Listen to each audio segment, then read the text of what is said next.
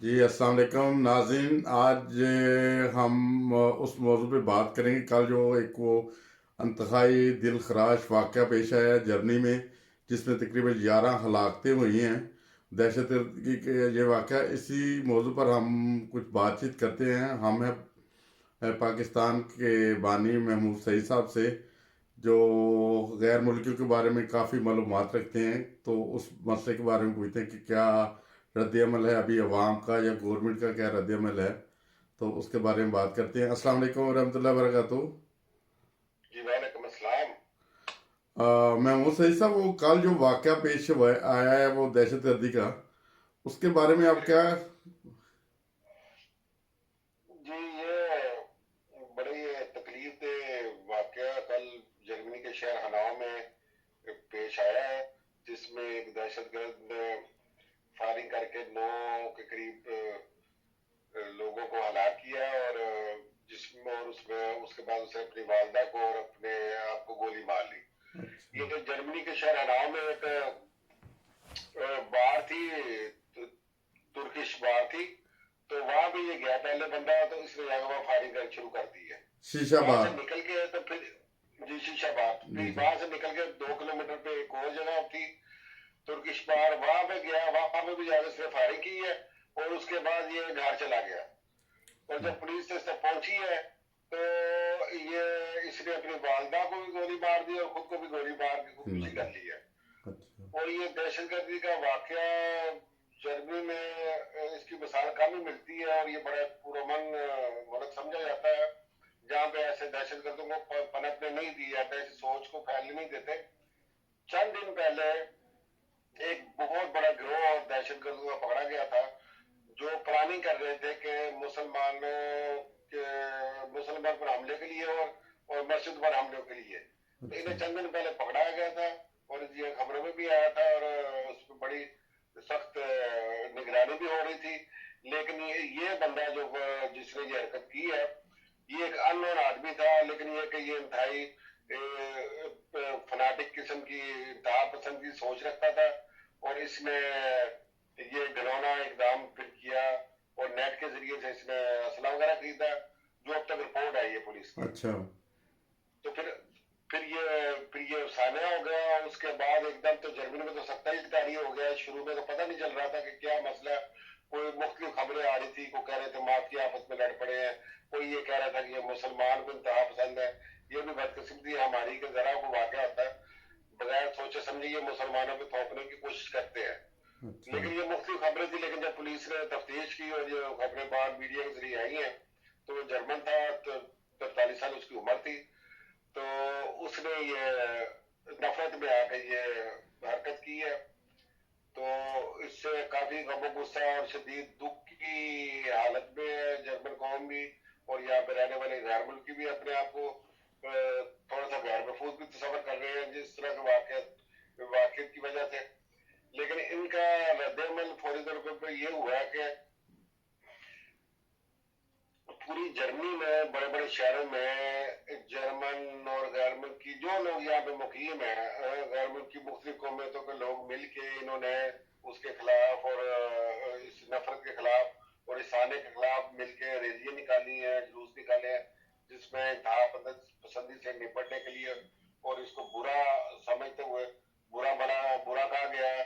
और काफी जो है ना, और जो जो जो शहीद हो गए हैं, जो या क्या आपके या हलाक हो गए हैं, जी उनके साथ यकजहती का इजहार किया, और अज़म ये किया कि हम इस जर्मनी में जी। कोई ऐसी सोच वाले को पनपने नहीं देंगे, और कोई ऐसी सोच नफरत की है, क्योंकि यहाँ पे नफरत किसी कौमी की बुनियाद पे, मजहबी बुनियाद पे या रंग की बुनियाद पे यहाँ पे बिल्कुल इजाजत नहीं है नफरत करने की। और यहाँ पे लोग इंसानों की तरह एक दूसरे को डील करते हैं। लेकिन बाज मुआशरे में कुछ लोग होते हैं ऐसे जो इंतहा पसंद सोची होती हैं, जो अपना वो ये हरकत कर जाते हैं, और ये जर्मनी कौम शर्मिंदा भी बहुत है। इसमें वजीर आजम और सदर साहब और मुख्तलिफ जो सियासी हल्के हैं, उन्होंने भी बड़े दुख का इजहार किया, और इन्होंने यह अदा किया कि हम इस तरह के वाकयात को आगे से होने नहीं देंगे, और कड़ी से कड़ी निगरानी रखेंगे। ज़बरदस्त। वैसे जर्मन हुकूमत माशाल्लाह वो बहुत एक्टिव है इस मामले में। पहले कभी भी कोई ऐसा वाक़या नहीं सुना, बल्कि दूसरे ममालिक में सुनने में आते रहते हैं। अमेरिका जैसी बड़ी बड़ी रियासतों में ऐसे वाक़यात टूरमा होते रहते हैं, मगर जर्मन में ये मेरे पहली दफ़ा ही ऐसा वाक़या हुआ है जो वाक़या जिसमें तकरीबन 11 लाख हो गई हैं। ये देखें, दुनिया में हर तरह के लोग होते हैं, तो पाए जाते हैं। ये इसलिए एक बड़ा अचंभे की सूरत हाल थी कि वो जर्मन था और किसी को उम्मीद नहीं थी। वो एक अन्य आदमी था, लोग उसको ज्यादा उसके ख्याल से वाकफ भी नहीं थे, जिससे वो पहले को उस पर कंट्रोल कर लिया जाता। अच्छा, ये शख्स पहले भी दहशतगर्दी की वारदात में मुलव्वस था या कोई कोई इस तरह के कोई शाहिद मिलते हैं? कोई नहीं था। इसने एक वीडियो अपलोड की है, उसमें उसने अमेरिका को बुरा भला कहा है अच्छा। और अमेरिका के खिलाफ इसने बातें की है कि ये दुनिया पे अमेरिका काबिज हो रहा है, इस किस्म की बातें। तो इनसे उसके खिलाफ बातें की है, लेकिन ये और इसने कोई ऐसी बात नहीं इसकी तो अभी तक कोई सामने नहीं आई। अब तो ये आस्ता आस्ता जब तहकीक करेंगे तो उसके सही। लिंक निकलेंगे, या अगर हुए तो वो नजर में आएंगे। फिर वो ये सिलसिला देखेंगे ये कहाँ से शुरू हुआ है, ये क्यों शुरू हुआ है। सही। वैसे नॉर्मली तो ऐसे लगता है ये नफसियाती तौर पे मरीज भी है, शायद शायद हो इसने हरकत की है।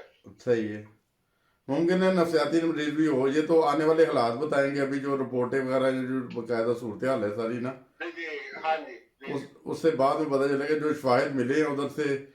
या उसने तो अभी अपने आप को उसे कत्ल कर लिया, अपनी वालदा का भी कत्ल कर लिया और फैमिली के मेंबर भी। और इसके साथ जो है बहुत गम और गुस्से की भी लहर है अवाम में भी है और सदमा भी है। इतना बड़ा साना कभी ऐसे जर्मन में हुआ नहीं है जैसा अभी रूनमा हुआ है। तो अल्लाह ताला हुकूमती इदारे जो है वो कुछ उन्होंने लोगों में एतमाद बहाल करने की कोशिश की है और कर भी रहे हैं, ताकि जो खौफ राज का माहौल बना हुआ है खास तौर पे गैर मुल्कियों के लिए, तो उसको जायल करने की कोशिश की और उसके लिए आज हर जगह पे अपना रैलियां निकाली गई है। मुख्तलिफ शहरों में बर्लिन, हनाओ और डार्मस्टड, मार्बुर्ग, अच्छा अच्छा वगैरह इस तरह ब्रेमेन में।